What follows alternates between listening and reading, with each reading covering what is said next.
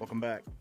All right. So this is the intro to the intro. So we're gonna be doing something real nice for y'all. Today we have Jesse, my man Jesse from Stillit. He's coming on here and he's gonna talk to us about what he's doing over there. He's doing some really cool stuff. If you haven't, we'll tell you in the show, but go check him out. He's on YouTube and he has a really nice web page. If you're into any of the things he's about, go in there.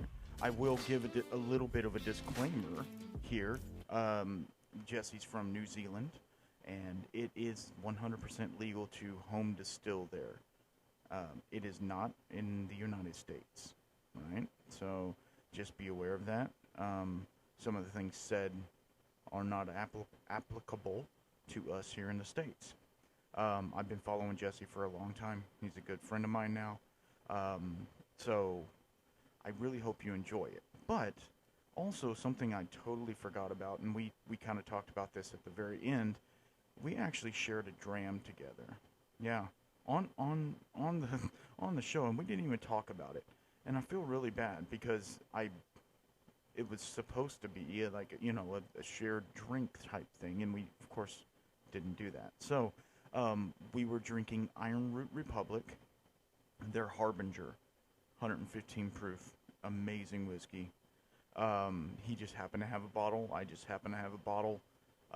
It's funny how you can be on the other side of the world and still share a dram with each other. So that was really cool. I'm really glad we got to do that.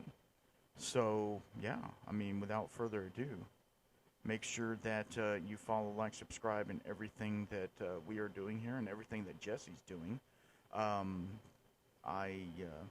And shoot me any emails or whatever if you want. If you have future topics or if you have any guests you'd like me to get on, we're rolling out guests left and right here. Literally, I've got 3 or 4 lined up already coming in. So I hope you all enjoy this, and I'm gonna try to do one with a guest and one with me, and then we'll go back and forth from there. But yeah, as you can tell, my voice is a little hoarse today. I don't know what the heck's going on, but it's crazy. But anyway, I hope you guys enjoy it, and stay tuned for Jesse with Stillit. Later. Keep your spirits up. All right, guys, welcome back to the Whiskey Shaman podcast. We have a very special guest tonight. We have Jesse from Stillit. If you have been around my channel for a minute, you know all about Jesse by now. Sorry, I'm trying to turn the damn microphone off. Let me just introduce him, and we'll get stuck into it. All right, here's Jesse. Hey, Randall, how the heck are you, man? Always good to talk to you. I am amazing. It's hot as hell in here, but it's all good. It's 104 outside, so yeah. Ouch. Fahrenheit, that is, not Celsius. 104 Celsius, we'd all be dead. So I'm gonna do the F to C real quick. Oh, that's okay. 40. Yeah, that's 40. That's pretty warm, dude. Yeah, and I imagine that's some pretty intense dry heat there too. Actually, it's really humid. So oh, really? Yeah, okay. It's really we had a bunch of rain here, so it's really humid, and so the grass grew real tall and then it died. So yeah, it's pretty crazy. So tell us a little bit about yourself, and then we'll do the whole where everybody can find you at the end. But tell a little bit about yourself and stuff like that. Yeah, for sure, man. I am now a full-time YouTuber, which is all of the things, to be honest. I feel super freaking lucky, blessed, honored. Any other descriptor you want to throw at it, I feel it. It is the best job I've ever had. I absolutely love it. I got the best boss in the world because it's this guy, and I get to make the decisions. I saw her walking around. You're not the boss. Oh yeah, there's that too. But the problem, there's kind of a flip side to that as well, right? Like, I'm also the worst boss in the world, often to myself. A week or so ago, I was editing till 5:30 in the morning from 8:30, 9 o'clock at night straight. But then today I got to go and, take the morning off and go down and watch the kids had their speech and poetry competition at school, and we just got to go and chill and watch that. So it's not a traditional job at all. It's a very different lifestyle, I guess, if you want to throw that name on it. But it's great, man. It's awesome. And it gives us opportunities to do all sorts of other things. Erin, my wife's got her own sort of stuff on the side. She's got she's published a children's book and has it's the NZ Family Shop. So she runs kind of like a retail store for kids as well. And it just means that we can kind of pull resources and platforms, and it's a weird sort of snowball that just slowly builds in terms of different opportunities. And the thing I love about it is I learned quite a long time ago that, well, probably about 4 or 5 years ago, that I don't really have hobbies. Like, all the things that I do that I enjoy, I love them. Don't get me wrong. Like, I fly FPV. That's fun. I've just started playing disc golf. That's fun. Distilling's fun. But at the end of the day, it's not really those things. It's the problem solving that I enjoy. It's that weird mix of feeling accomplished that you've done something, combined with the angst that you don't know what you don't know. And there's the better version of you that's just over the horizon, and there's hurdles, there's problems, there's issues to get through in between. And doing what we do, because we do it all ourselves for the most part, it constantly throws up new problems to solve, to learn about. That's what keeps it fresh for us. But yeah, if you wanted to talk more about the specifics, I mean, dude, like the whole what do you do is the question I dread most around the dinner table. Yeah, absolutely. Because you can talk for hours in any one direction, and chances are no one sitting at the table will have any idea what you're talking about when it comes to YouTube. Right. Yeah, that's the thing. And you have the same, not the same type, but I am self-employed as well in my day job. So I do get some of that freedom like you say. Like yesterday, I went to do a podcast in Austin with the Last American Podcast. I'm giving away spoilers for another podcast. Anyway, that's a future episode I'm talking about already. But yeah, I got the ability to do that. Then I went and hung out with Moose at Andalusia, stuff like that. So like getting the ability to do those things and still be able to do your job, that's a pretty amazing thing. And if you can be your own boss, it's the worst and the best, but at the same time, it's worth it in the end for sure. Totally. It just means you get to decide what's important, right? It's not, oh no, I can't go to that speech competition today because my boss will be pissy at me. It's, you know what, sorry kids, I'm going to have to miss this one because in my mind, it's actually worth sacrificing me showing up today, so whatever, so I can show up to the next 3, or so we can pay the mortgage, or whatever the issue is. It just means it's up to you. You still have the same issues. It's still all the same problems. It's just what's important to you. And you get to make the decision on it. But the flip side of that is, school holidays and public holidays and all that stuff suddenly mean nothing. Right. Exactly. So I guess one of the things I wanted to start to tell people that come on the podcast is, what is the whiskey that you're into right now? Not your favorite, not the one that you go to all the time, but the one you're really, really on right now. Do you have one of those? I'll be honest with you, mate. I wouldn't say I've gone off whiskey at all. Mm-hmm. It's still like single malt, still my first love when it comes to spirits. Bourbon's always been a little bit of an interesting thing for me. I do quite enjoy bourbon. It's just really hard for us to justify buying it here in New Zealand. Yes, right. Because we get Scotch for pretty close to the same price as America and Scotland, just with the currency exchange. Right. But bourbon is hellishly expensive here. Really? We'll be paying probably $60 for I don't know, any of the standard like Maker's Mark or Gentleman Jack, or $60-$70 for that, Okay. So it's hard to justify walking in and going, oh, there's, Lafroig 10 for $55, or I could get Maker's Mark for more. Yeah. Or, Yeah. you know, I'll splash out and, you know, get a, I don't know, whatever, like get a nice bottle of age statement Port Charlotte Yeah. for a little bit more. Yeah, so I do struggle a little bit with bourbon. But I got to say, lately absinthe has been an alluring mistress. Yeah. I know exactly what you mean. There's just something about that. There's something about the fact that there's not really commercial examples that you can go out and buy. There's something about I don't know, dude. The kind of alchemy lore history of it that's enticing. That's fun for me, but more so it's a whole new set of ingredients and botanicals to play with and flavor mixes that I just don't really understand personally. Right. So that's been tempting me a lot. And then things also that are I tried a really interesting, I can't remember the name of it, smoky gin out of Japan a little while ago, and that really blew me away. Yeah. I was at a bar, and the bar tender came over, who happened to be the head mixologist at the place as well. Shout out to Brew Union and Palmy. It's like, yo, Jesse, you need to come try this. I know you like whiskey. This is the ultimate gin for whiskey drinkers. And I said, sure, sir, if you want to pour me a drink. Right, exactly. Hit me. And it was, dude. It was very much. It was like, I wouldn't say it was quite Ardbeg Lefroy levels of smoke, but it wasn't far off. Wow. And it was still gin. So that really hit me as well. So all of that to say, I've completely dodged your question. It's fine. It's fine. No.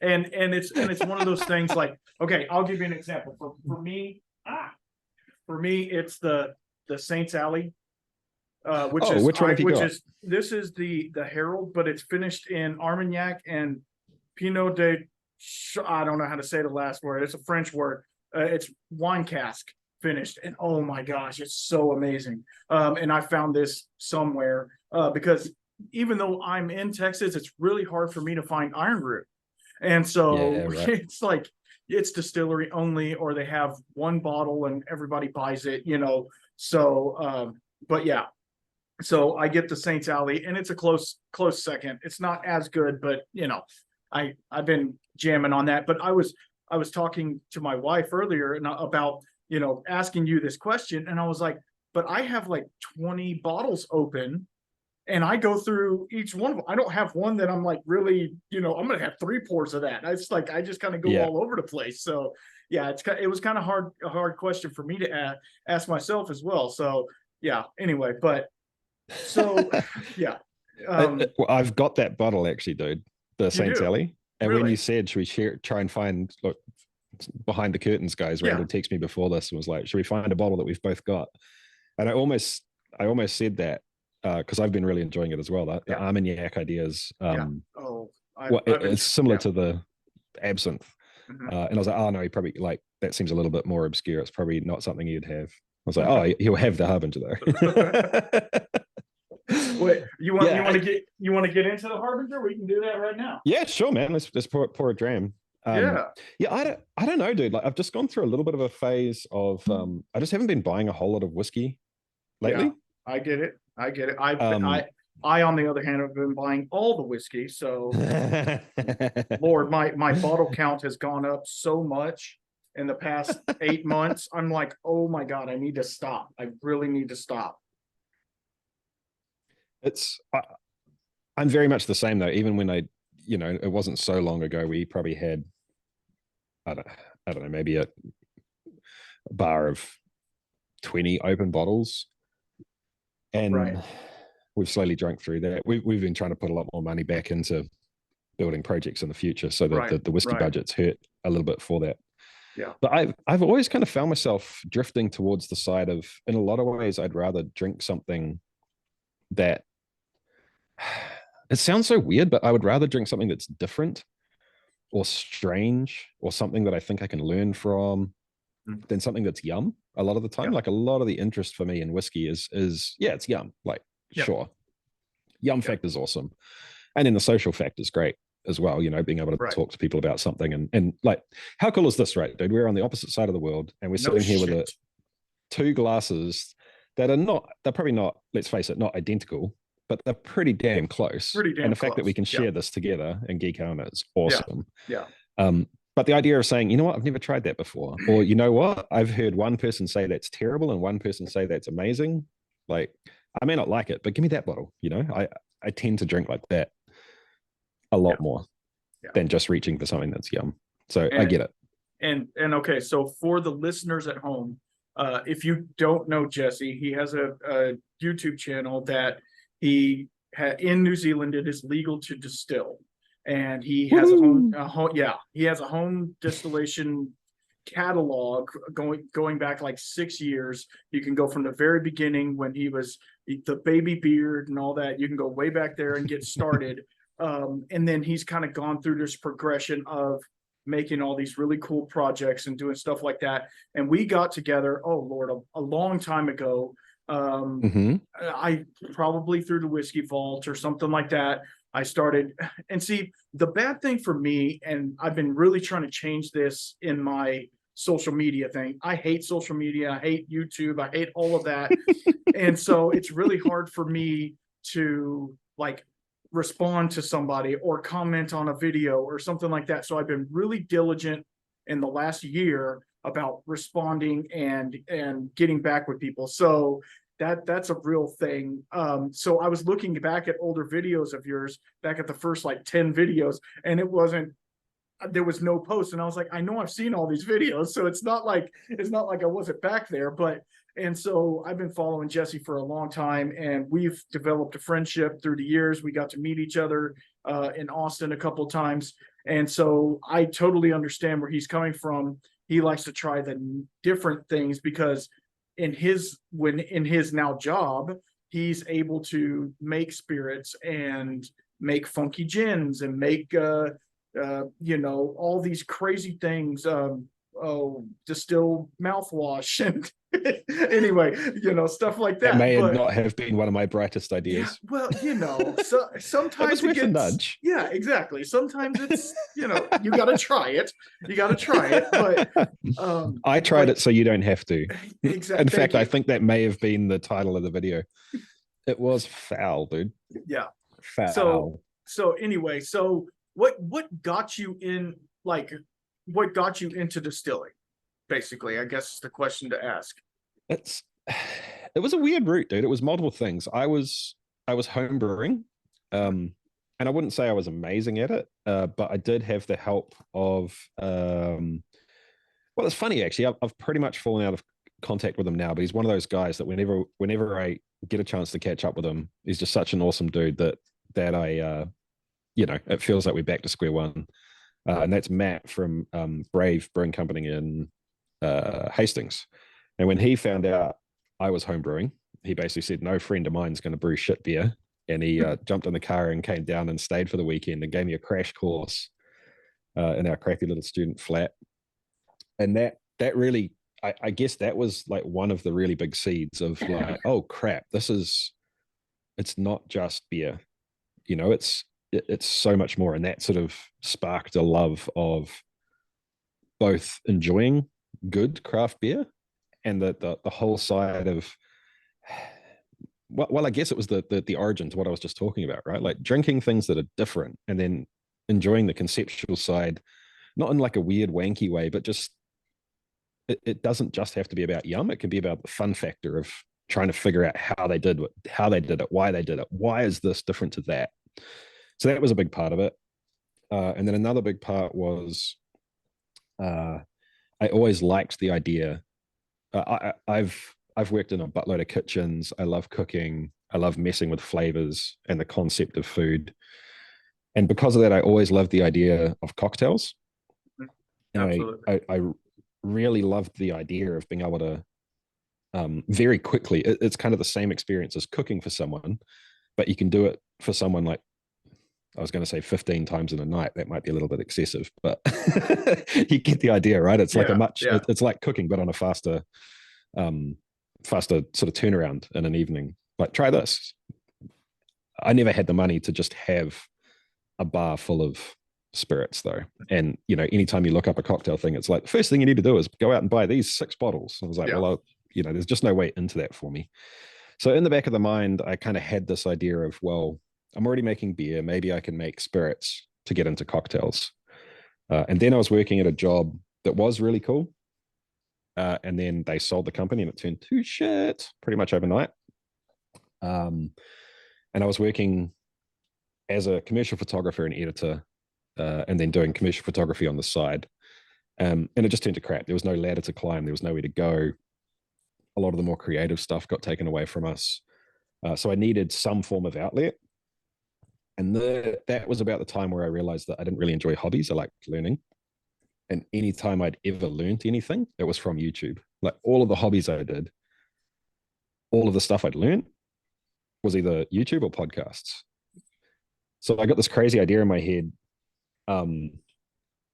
Fuck it. Like if I'm going to start another hobby, instead of whatever, like I'd go on random bends of like, I'm going to learn how to do fire staff twirling or whatever you call it. Right, And I'd get kind right. of good at it and then get bored at it and realize I just wasted a year of my life for no outcome, like it was fun. Yeah. But if I'm going to do that again, let's do something that I can geek out on and enjoy. And if I keep doing it, maybe we get some money from it instead of just now I can spin a fire stick, Yeah. Did you really do that? Yeah. It's good fun, man. It's like, That's and funny. there was like hacky sack and yo-yo and all sorts of like random stuff I just randomly get into, and then do it for a year and get over it. Okay. Yeah, there you go. Randall's like, oh, now I'm judging this guy. No, come on, never. Yeah, so I decided I wanted to. I was like, screw it, I'm going to start a YouTube channel, and the idea of the like all of the behind the scenes stuff, like the algorithm, the like learning new skills in terms of videography, like brushing up on oratory skill, like all of that stuff, storytelling was exciting for me, but I didn't know what I was going to make the YouTube channel in. And I kind of made, I think it was pretty much like 3 business models. Like I wrote out business plans for kind of 3 different styles of YouTube channels. Right. And one of them was homebrewing, one was distilling. No, actually, sorry, one was homebrewing. And then when I started checking it out, I was like, this is it's kind of overserved and undervalued in a lot of ways. Like there's a lot of people doing homebrew channels and none of them are really taking off as much as they should be. And then I thought, well, I always wanted to distill spirits. Maybe I make the jump over to spirits. And then I started looking into that. And that was the point in time where I realized, oh, this is legal in New Zealand and it's illegal everywhere else. And from there, it was kind of a no-brainer. Like I've got this giant leg up on pretty much everyone, in terms of New Zealand versus the world. I've got this giant advantage. I can do this and not worry about someone with 3 letters on their back kicking my door in, mid-video or mid-editing session. Yeah. And there was, I think at the time there was barley and hops, and there was another channel. There was another channel maybe out of Poland or something that had made a few videos, and one out of Russia.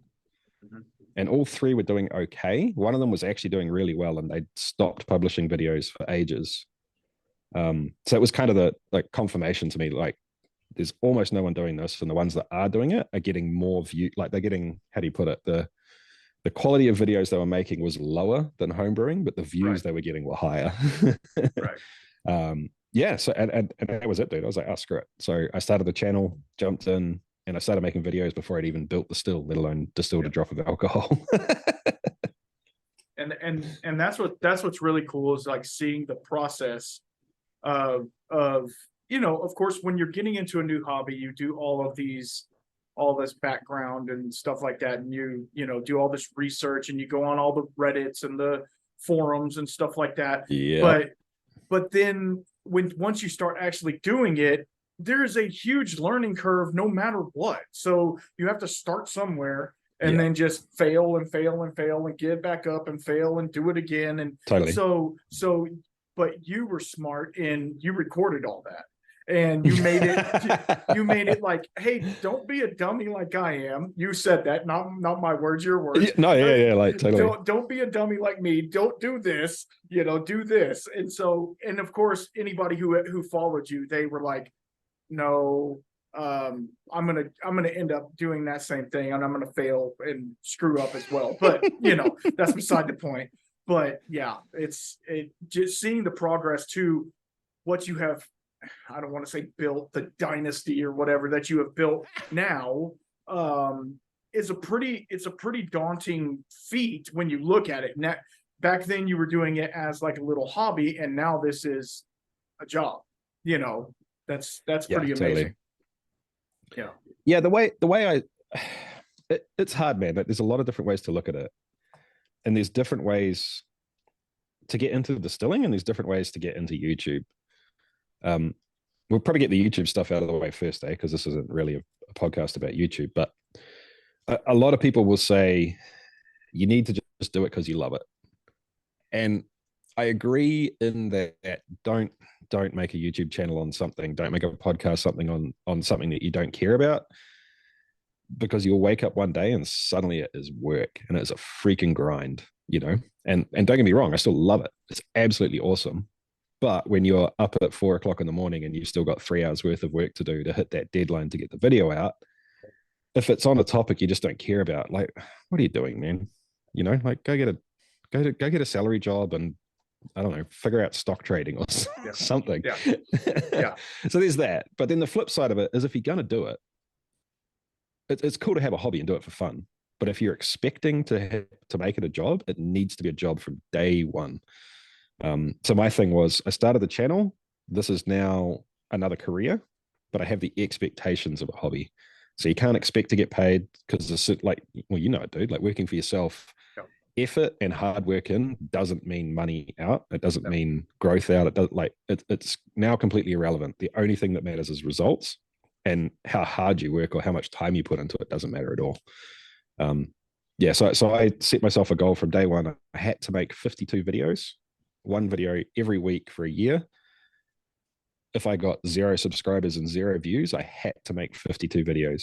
And then I had kind of like tiered goals of, if you do this good, or if you fail the first goal, quit, because you obviously suck at YouTube. If you get the second goal, you're at the end of the year, you're allowed to continue if you want to.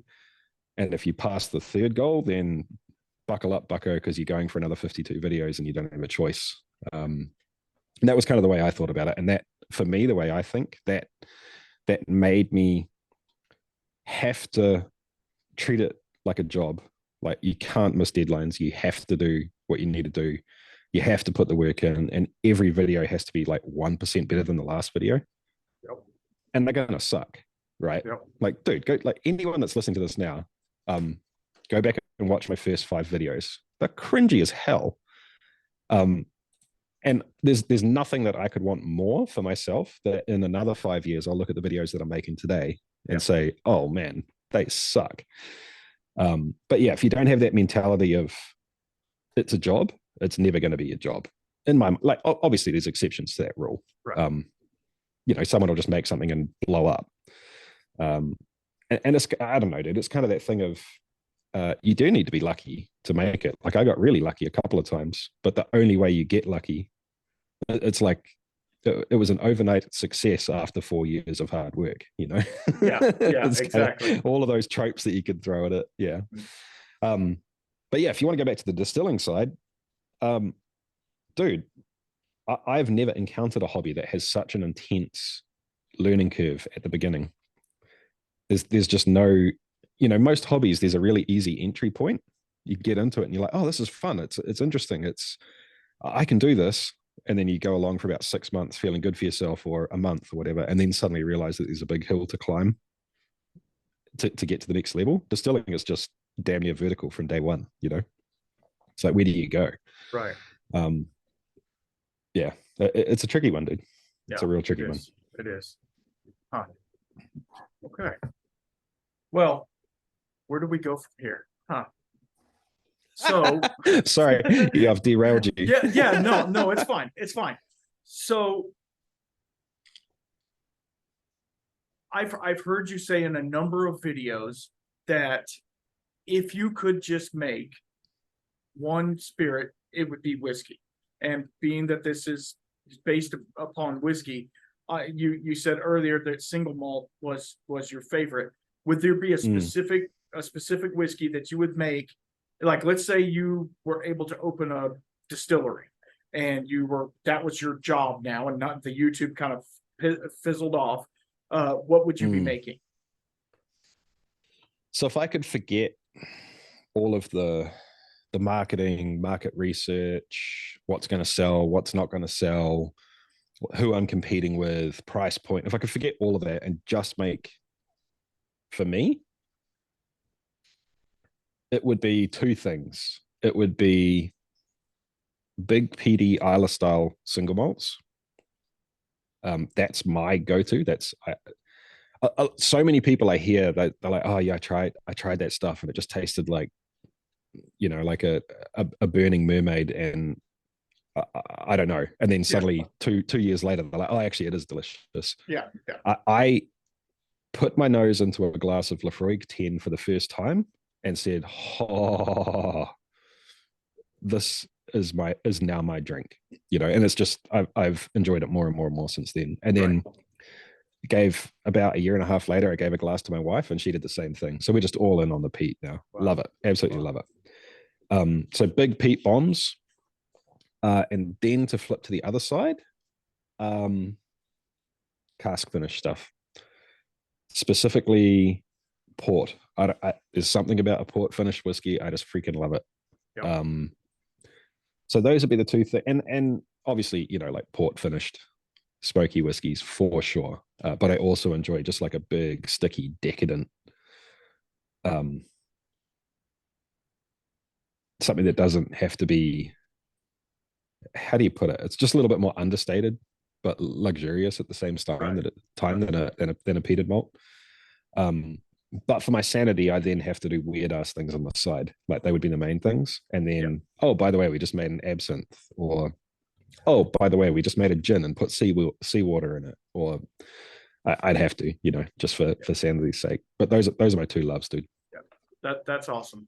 And I was talking to Alan Bishop, and if y'all don't know who he is, he's the man. He has Distillers Talk. If you have Ghost, you have everything. He's in a whole bunch of different things. Spirits of French Lick. Anyway, but he was telling me that like he makes bourbon. If Spirits of French Lick, they make bourbon. They make high rye bourbons. They make all this stuff. But his is more the funky, like you're saying, the absinthe, the barrel aged gins, he just made a Pachuga, like he's making all this crazy stuff.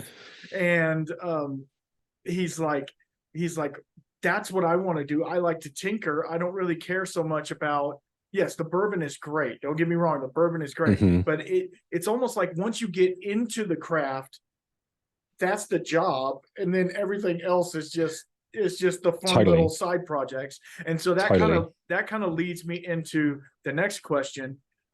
You came into this, wanting to make a single malt and doing all that. And you can look at the back catalog and see that you made the Bastard whiskey and all of those things. And then you came up with one that was the Meme Spirits. So tell us a little bit about the Meme Spirits. So I don't know if I've ever actually told anyone this, Randall, but the original idea for Meme Spirits was exclusive. The original idea for Meme Spirits was, I can't remember exactly why, but at some point in time, I'd have to go back and check. It might have been when I first lost my job, when COVID first hit, or it could have been the first time I decided I wanted to put extra videos out for the Christmas season to kind of capitalize on ad spend going up and everything. But I decided I needed to do, I think I was trying to do 3 videos a week, which was a dumb idea in hindsight. Yeah. But I learned a lot from it. So I needed more content per week, and making full length distilling videos is a giant pain in the ass because it can take 8 weeks to make one video, right? Which means I need to be making 3 videos a week 8 weeks before when I need the videos, which is kind of hard to plan for, because now I'm like doing that in school holidays, the term before it just didn't work out. The flip side was that I can bang out just a talkie. Hey, we're going to talk about like tasting the spirit that I've got on the shelf, or like let's talk about a concept. I can bang those out pretty damn quickly, and I've gotten better and better at that over time. But the problem is, if you have too many of those on the channel, it just gets boring, right? Like people don't want to just watch me talk all the time. It's okay every now and again. It's throwing a bone to the regulars, the people that are actually hands-on with this stuff. They want to know about it, but it doesn't grow the channel. It like barely sustains the channel, you know. So I needed something that was hands-on, that was quick. I was like, well, I've got all this spirit sitting around because I don't like drink a lot. I basically just sample these days. Like I just try stuff, and there's just spirit everywhere, and some of it's like I just bottled the New Zealand peated whiskey. Awesome, really proud of that. There's a bunch of other stuff out there that at this moment it's just an experiment, right? I'm just going to let it go, see what happens to it, and then I'm probably going to stick it back into the faints container and turn it into neutral. It's like, well, screw it. Let's just throw something weird in the still, use that stuff. I don't have to do a ferment. I don't have to do stripping runs. I just do one distillation, and I can bang a video out in a day instead of 8 weeks. And it's going to be maybe 5 or 6 hours worth of editing instead of 25 hours worth of editing. So that was the plan. I was like, screw it. I'll just do a couple of these like as a gimmick, do something that's a little bit more clickbaity in terms of like everyone knows what Skittles are, right? Like Skittles distilling, like people will click on that. Yeah. That's where it came from.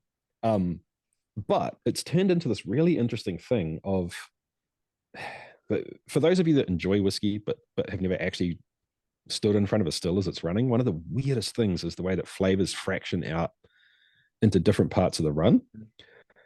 And even weirder is that some flavors just get put, like they get magnified and dialed up when you distill, whereas other flavors, they just disappear, they vanish, they never make it through the distillation process. So now suddenly I've got this tool to like throw bizarre flavors into a pot and see what comes out the other side. Chocolate biscuits, what happens? Like Vegemite, what happens? Skittles, Easter eggs, all these crazy things. And it's slowly building up this library of, oh, if there's chocolate, it's going to come out nearer the end of the run. That one's kind of like most people that have distilled would have probably picked that, you know, but then there's other things like, like the marshmallow and the Easter eggs. I thought that was gonna make the whiskey like soft and silky and have this big vanilla-y flavor. It did almost nothing. It just vanished. But now I've got that in my brain, you know, like, so now when I'm actually distilling something that I care about, it's just more data points in my head to be better at distilling in general, you know? Right. Yeah, I don't know, man. It's just fun. It's fun. And it's just like there's this, I mean, I'm totally preaching to the converted here and probably anyone that's listening, but there is definitely like a wankery side of distilled spirits. And it's kind of fun just to obliterate that.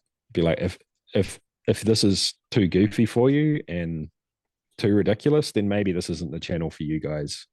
Like we'll go into the geekery side as hard as you want to in other videos, but every now and again, let's just have some fun, you know? Yeah. And it's good fun. Yeah. And that's one of the things, like when I started this podcast, I said, I'm not going to take it serious. We're going to have fun with it. I'm going to be stupid. I'm going to let everything just roll.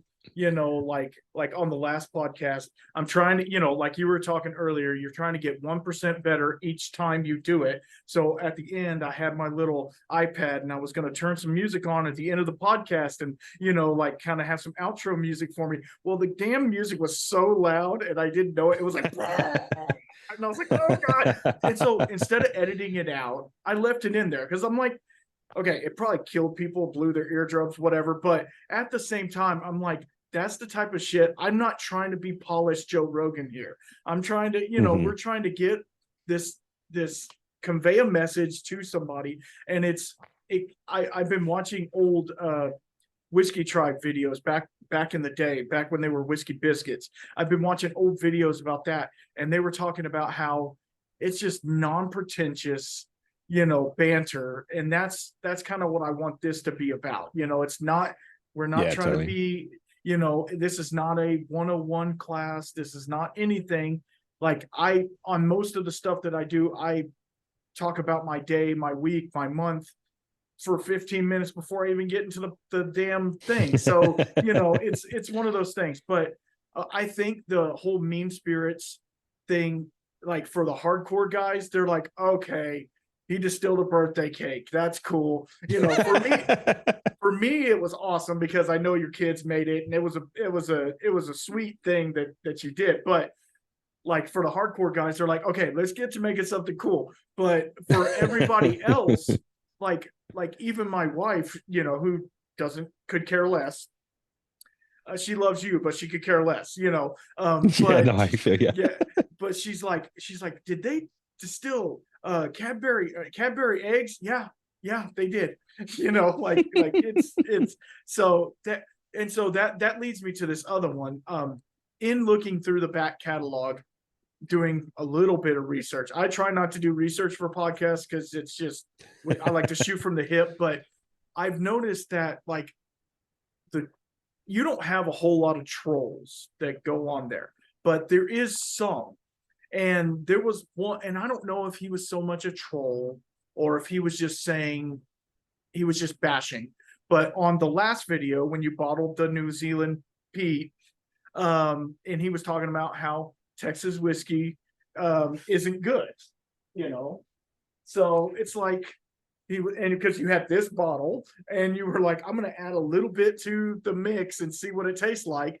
And so he was like lighting up Texas whiskey and stuff like that. And of course, me being a Texas boy, I was like, no, we're not going to have that. So I mean, of course, I had to say something to him in a very respectful way. Of course, it's your show. I don't want to bust anybody's balls, but at the same time, I wanted to let him know that Texas whiskey isn't all just, over tannic BS. You know what I mean? It's not 2008 Garrison Brothers. It's not that. So that's hilarious, dude. When I read that comment, that was the first thing that I was like, oh, he's talking about Garrison Brothers. Yeah, exactly. Now the listeners will know that I have an affinity for Garrison. It's a hate relationship, and I got given a bottle of the Cowboy bourbon, which is like their cast strength 8-year-old freaking. Oh gosh, it is so harsh. But like, I finally started to realize that there's something there, and so I'm trying to give them a little bit of grace. And I have an old bottle sitting back here that somebody gave me, and it was half open, and it was one of the first ones from their distillery. And I tried it against some of the stuff that I have. Night and day difference. So it's like, it just goes to show how the distilleries change over time. But yeah, I thought I was just wondering, how do you deal with the trolls and the negative comments and stuff like that? It's funny, man. Like my strategy's changed over time. And the thing that I realized really early on, it's kind of the same as Twitter or text messages, in that like 60 odd characters without facial expressions and without context is the worst way to communicate. So I read that comment too, and when I saw it, I'd already seen that you'd replied, and I kind of replied back, not snarkily, but just kind of like saying my piece. And then he wrote back again, and he was like, he wasn't trolling.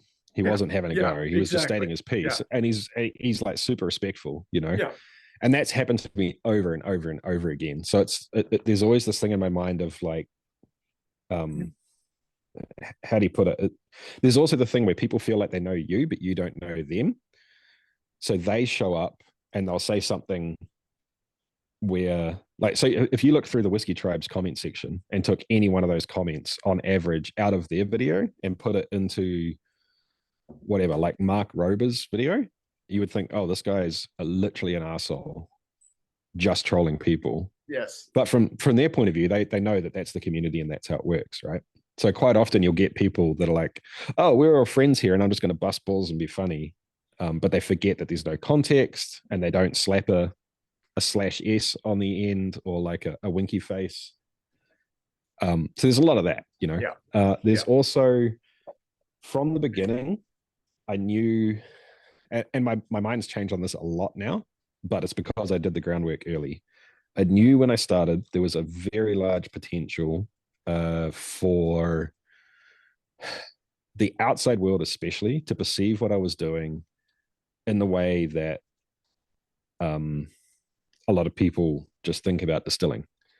It was going to look like overalls and banjos, basically. That's where I was going to go next. Yeah.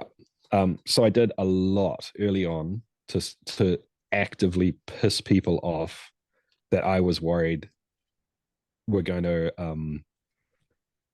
push the community in a way we didn't like. So I wanted youthful optimism. I wanted curiosity. I wanted problem solving. I wanted chasing the craft, not let's get drunk for cheap. This is the way Grandpappy did it. If you don't have a coon picker, you're doing it wrong. All of that kind of stuff. And it wasn't about the stuff. It was about the way people were saying it, the way people interacted, the way people presented themselves. So I actively put out videos that I knew were going to piss people off, just to get them off the channel and help build the community that we actively wanted early on. And I think that was right for then, because it was an emerging community coming out of other existing communities. And the fact that we've done that now means that now I've got the base to be like, yeah, cool. Like, I'm happy to do all this other stuff. Like apple pie was another one. I was like, I'm never making an apple pie, because the people that are into that, and I'm grossly generalizing now. I didn't want to make apple pie because I didn't want to be associated with the scumbags that love apple pie, even though there's a whole lot of awesome people that love apple pie, which is now me and yourself and Alan Bishop. Do you know what I mean? But I needed to defend the base and create the community we wanted to. And I don't know, man, like, it's so lucky if you're on YouTube and looking through other YouTube things, the comment section can be an absolute cesspool. And for whatever reason, still it isn't. I went through a phase too of not actively taking the mickey out of, but kind of killing with kindness. So when I saw trolls, I'd like jump in and keep replying to them. And in my mind, you just can't beat me. They'll be like, this is wrong and this is wrong. And I'd talk to them for about 10 comments and then just be like, thanks for all the support. And they're like, we don't support you. We hate you. We think you're an idiot. I'm like, yeah, dude, but you just gave me like 15 data points for YouTube to say that this is a great video because you've now left 15 comments on my channel. They're like, oh, no, you suck. I'm like, dude, thank you. Thank you so much. And it's basically like, yeah, you can either shut the fuck up, because that's the only way you can beat me. Like, shut up and never come and see another video of mine. Or you can keep coming here and like looking at videos and, oh, I gave him a thumbs down. Thanks, dude. That's actually a positive. That helps me too. Exactly. So there's a lot of that. And unfortunately now it's just got to the point where I just can't even really look at comments anymore. There's just too many of them. Like, up until probably 2.5, 3 years ago, I prided myself on reading every single comment and at least giving a thumbs up and a heart, or a thumbs up and a comment, or whatever, to everyone. I just can't anymore. Yeah. So now it's kind of a case of I'll always skim through the comments, and get a vibe of what's going on, because it's hard too, dude. Like, so the video I'm about to put up tomorrow, there's probably a solid 65, 70 hours worth of work that have gone into it. Holy shit. Plus all the little extra, just going out to the shed and checking on the fermentation time as well. It's almost an hour long. So when you make something like that and put it up, and then like the first comment's a negative reaction to it, like it's hard not to knee jerk to that. So now it's more a case of I always skim through the comments. I always read through them. And anytime I get a comment that really sticks in my head and I get angry at, I know that it's probably because deep down I know they're right. And I did half-ass something, or the editing was bad, or yeah, dude, you're right, the audio was kind of shit in that video, or yeah, dude, you're right, I didn't explain that properly. um Whatever. So now for me it's more a case of I need to stay in touch with what people want. I need to stay in touch of how people are interacting with and perceiving what I say. And it's not that I need to give the people what they want, because it's a dumb way to like kill a channel in my mind a lot. But I need to keep learning. I need to keep evolving, right? And yeah, so it's a fine line. It's hard, man. Like, and I'm sure you've experienced it too. You'll get 15 positive comments, and you're like, "Oh, that's cool, that's cool, that's cool." And then one guy sees you suck. You're like, "Oh, fuck that guy." Yeah. And for the next week, all you think about is that one comment. And it's like, dude, like, there's 15 people that loved it, but that's just not the way our brains are wired. So, it's just a necessary evil of the job we're in. Yeah. And the bad thing is, like, I'm just getting into all this, data point, and I've had really positive feedback from everybody, and that's great. I'm actually waiting for the trolls, because that means you're doing something right. When you have people that hate what you're doing, you're doing something right. The issue is getting past that, continuing doing what you're doing the best thing that you can, and trying to get a good product out there to the people. And and we can just hope and pray that that's what we're doing. And you look at the positive comments, and then you say, okay, they say I need to, because a lot of them are critiques as well. So they're like, hey, your audio was a little loud, but I love the content or whatever. So, like, yes, I'll tweak stuff like that, but like a lot of, I'm actively waiting for the ones that start just saying, oh, this is trash, blah blah blah, because my daughter has a YouTube page, and that was anyway, long story short, she blew up, and she had like a lot of followers. And I told her, baby, do you realize that maybe all those followers aren't real? Maybe they're just bots, and they're troll bots, and they just go in there because, like, they were leaving some nasty comments. And and I'm like, what in the world is going on? And so we had to have, a full sit down and be like, this isn't real.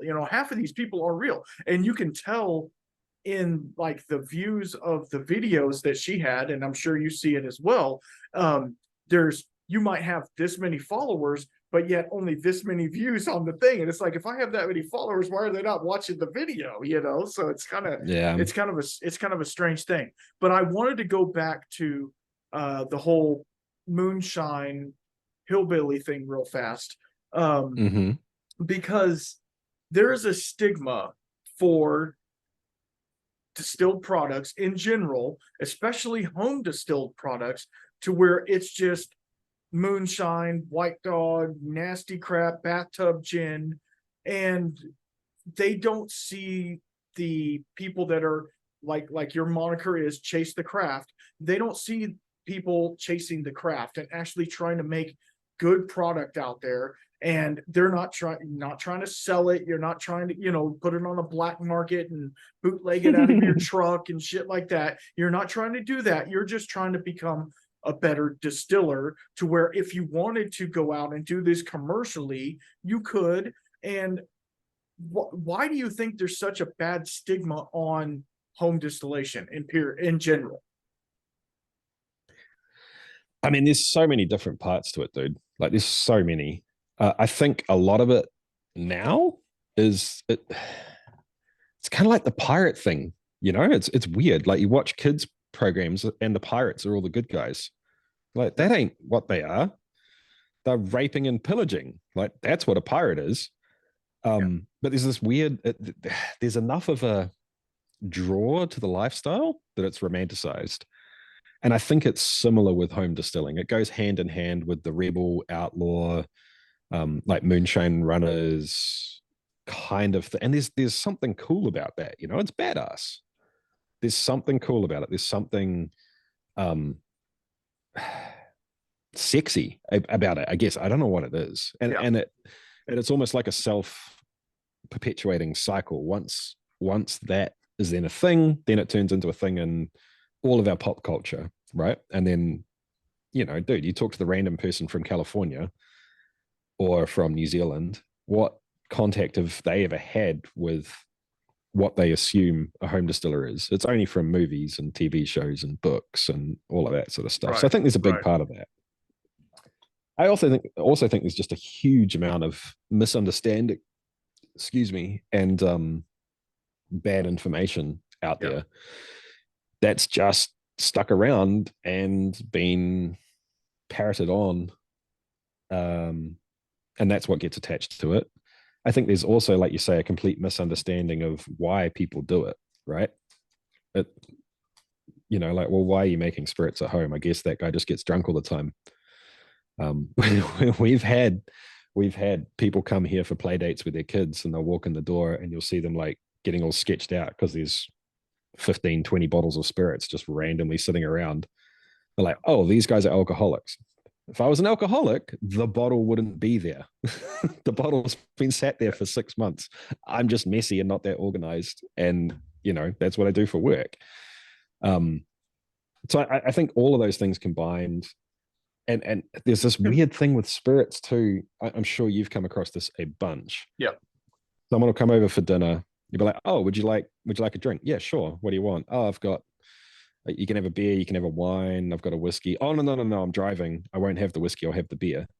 It's like, it's a standard drink one way or the other, mate. Yeah, like, exactly. Not going to get up and like rip your throat out. Yeah. It's like, oh, but it's real strong. Yeah, but this is. Yeah, I'm not going to pour you 8 ounces of it. Oh, but it's whiskey. It's whiskey, bro. Yeah. Yeah. And then that ticks over too. Like quite often when people try it, they almost think the way to impress you and say that it's good is to go on about how strong it is. It's like, no, like you've missed the point, Yeah. So I think all of that rolled together. It's I don't know, man. It's a weird thing. And the sad part about it is that in that, how I was saying I actively avoided a large part of the culture for a long time. I'm now actively trying to reach back out to that in interesting ways. So when the Licorice Brothers put me in touch with Alan Bishop, first of all, when you say to the Licorice Brothers, hey, is there anyone I should talk to? And they go, Alan Bishop, he's the first on the list. You need to talk to him. You go, yes, sir. Okay, put me in touch. Yeah. So like that's all there is to it. But they said if there's someone you want to talk to about absinthe, this is the guy. Jesse from 2 or 3 years ago would have seen some of the stuff that Alan does and said, oh no, I can't touch that. But now it's like, well, he's kind of very much a part of that culture in a lot of ways and doing amazing things and not what the stereotype says at all, right? So I think, now I find myself in a cool position to be able to find people like Alan and then help bring him to a new audience and sort of show people that there's amazing people out there doing awesome stuff. Yes. So it's nice to be on the other side of it now and sort of be able to give people a little taste of what they expect. I'm picking on Alan here because he's not at all. But the first thing I saw was Alan's pictures of him doing the reenactment. Yes. And I was like, oh shit, there's a distiller in overalls and like with a big straw hat on and looking all old timey. Yeah. I was like, oh no. Yeah. And I didn't realize it was reenactment photos. I never told Alan that. We'll have to talk about this, Alan. But so now it's cool to be able to reach back out and collaborate with people like that. And sort of bust some of those myths in a lot of ways. It's fun. It's fun. So I know you just did a podcast with Alan talking about absinthe and some old school absinthe, and you had done one before. What is the plans for the absinthe? Because I know with everybody, I know this is a whiskey thing, but like everybody with the absinthe, they're like, oh, it has stooge on it, makes you see the green fairy and all that stuff. What is that a stigma that you and him both are trying to like get away from, or I don't know, how does that work in that context? Yeah, totally. So to give people a little bit of like backstory about what's happening there, the plan with Alan is to do. Haven't figured out the exact logistics yet, but we started way back at the beginning in terms of the birthplace of absinthe on the timeline. We did a podcast about that, and then I made a video to go with it to make try and recreate that historic recipe from the 1700s. And we've just recorded another podcast, which is moving forward in time to sort of the 1850s, 1880s in that area. I've got that podcast recorded, and I'll be making an absinthe video to go alongside it. And then we're going to sort of work our way through time up until current day, what's happening in mostly in America or around the world with absinthe and kind of new age absinthe. Yeah, so the history of it was really interesting, and there's a lot of parallels with the absinthe as well as what we were just talking about in terms of why people have these ideas on home distilling. And the general idea is that absinthe made its way into France, started to get really hippie and trendy in kind of the cafe culture. So then the pomp and the ceremony started to take over, which is where you started to get all of the slow looshing out of a fountain and dripping through the fancy spoon with sugar. And at this point, absinthe had kind of blown up into the mainstream cafe culture of France. And in a large part, that was because of I can't remember what's the blight that hit grapes all through France that Iron Root's named after, because phloxolil or something. I can't remember. I'm a horrible historian. But it meant that France being France, suddenly didn't have wine. Like they just didn't have enough of it. And then when the new grape stock came over from Texas and started to build up the wine industry again, they suddenly had this problem of, well, we're making wine, but everyone loves absinthe. So there was this giant smear campaign from the wine industry against absinthe. And that's where all of these, it makes you crazy, it turns you into a zombie, it'll kill you, all of that stuff comes from that smear campaign. And it was pretty interesting listening to Alan talk about it with specific details of like specific stories they'd picked up. Don't need to go into that now. But a lot of that, what people say when they talk about absinthe is still going all the way back to that. And it's basically just unfounded. There's nothing to it. The alpha-thujone will mess you up, but there's more in sage oil, for example, and you can buy sage oil down near anywhere. A lot of people will say, oh, any absinthe that you can get now is not really absinthe because wormwood's illegal. That's not true. It's not. It won't make you trip. There seems to be some evidence that it is it does kind of alter the way you think a little bit, and that a lot of people like Alan will say that if you get merry on absinthe, you'll have a weird dichotomy of being as drunk as you would be as you're drinking whiskey or something like that, but you're almost more lucid than you would be. So there's this strange, like weird thing of being more lucid, but also quite drunk, which potentially is why a lot of the artists got into absinthe in a big way, which once again romanticized it and sort of gave it its own life all the way through to now, right? Right. So it's, I don't know, man. It's just all these things coming together and people like just really not understanding the product. I think the other thing is that it's often bottled at absurdly high ABVs compared to most other products. So people see 75% on the label. They're like, oh shit, this is, like the only reason this exists is to fuck me up. Yeah, dude. But like loosh it down to 15%, and now it's wine. Yeah, But people don't think, don't realize, So I just picked up a bottle, and I know nothing about absinthe. I only know it from what Alan has said in the first batch that you guys made. And I bought a bottle of Leopold Brothers absinthe. Oh, nice. Yeah, nice. No, I found it at the local liquor store. I'm like, who the hell even knows? I haven't even opened it yet because I don't have all the setup and stuff. I'm gonna get it, but like, to me, that is just a whole nother realm of awesome, like, deep diving into this whole spirit and trying to take it apart. So that might be a little spin-off that I do, diving into the absinthe. And I know there's a couple of other ones that Alan has recommended that you can find commercially. Yeah, but I mean, that to me intrigues me a lot. And the fact that he says, for you and other distillers out there, if you can make a good absinthe, that's like your magnum opus of being a distiller. If you can make a good one, then that's it. So that to me, coming from him, who I respect as a distiller, because I've tried some of this commercial stuff and it's pretty amazing. So but yeah, knowing that means a lot, because if you can make a good absinthe, you know what you're doing around the shop. So okay, so last question. I know you got other things to do than hang out with me, and no, you're good, man. As you can tell, it's getting darker and darker over here.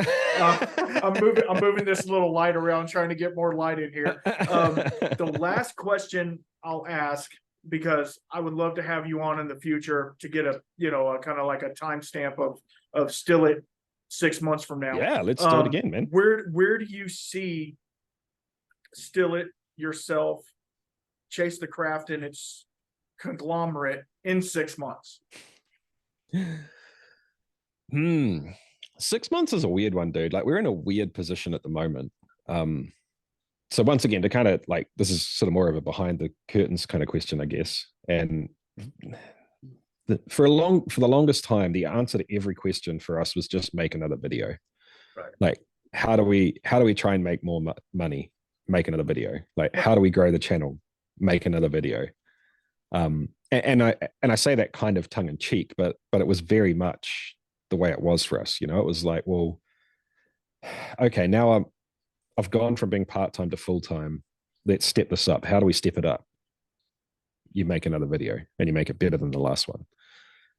But we're in such a niche little corner of the internet that at some point in time, the straight up growth on the channel is going to slow down and taper out. Like, we're gonna unless something else happens to kill the channel off, eventually we'll get to the point.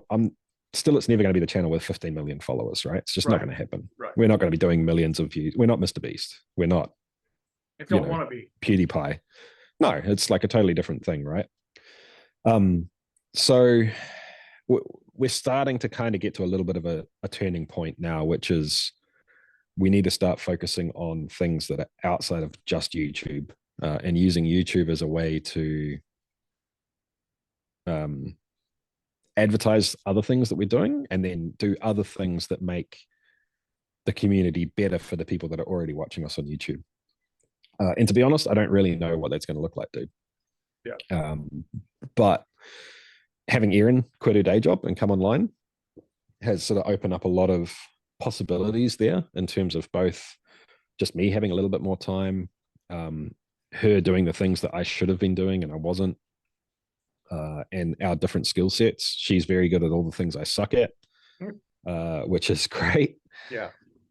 So I just don't know, dude. And right now, the project that we were working on was getting the online store off the ground.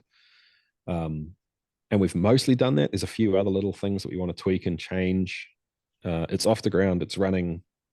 It's not nearly what we want it to be in the future, but it's kind of getting to the point where we can stop putting all the excess resources into that and find something else to work on. And maybe the next thing we work on is the next tier of getting better products, more self-branded products into the store.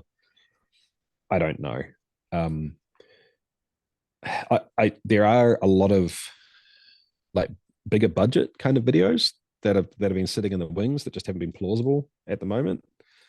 Travel, like going and seeing more commercial distilleries, showing off cool new styles and new places.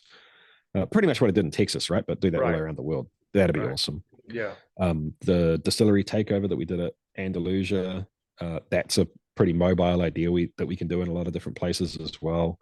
And it's a really cool way to get face to face with people that are just internet names to you, So that's something we're looking into. Potentially a a home distilling competition that we can run out of New Zealand because it's all legal here. We do have to pay the excise tax on it. But once again, that's a cool way to bring people together and probably more importantly, get legit feedback from legit judges back to people that are isolated and making whiskey in their basement or whatever, Right. So yeah, we're at a weird stage, dude, and I don't know. We're polishing off a project. We got to pick the next project. If we do this again in 6 months, hopefully I'll be able to tell you exactly what that project is, and hopefully it'll be almost finished, and we'll be ready for the next one. and I'm not trying to put you on the spot or anything. No.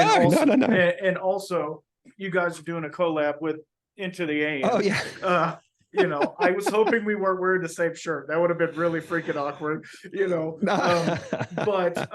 Oh, dude, another little exclusive. I just got word from Into the AM that they are sending me samples of the Bigfoot shirt.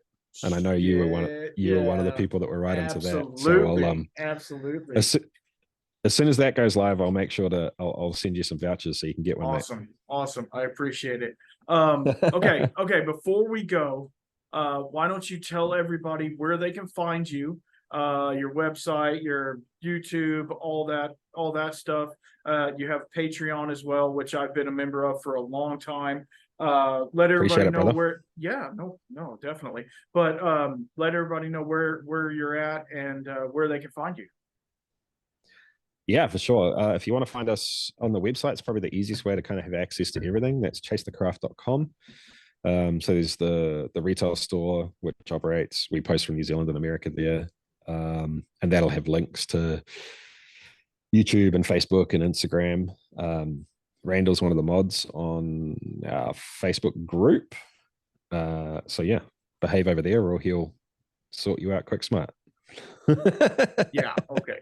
The YouTube channel's Stillit. If you jump on YouTube and at this point, if you type in just about any distilling related question, type it in and you should see my ugly mug and beautiful beard pop up in the first page. Generally, you can go from there.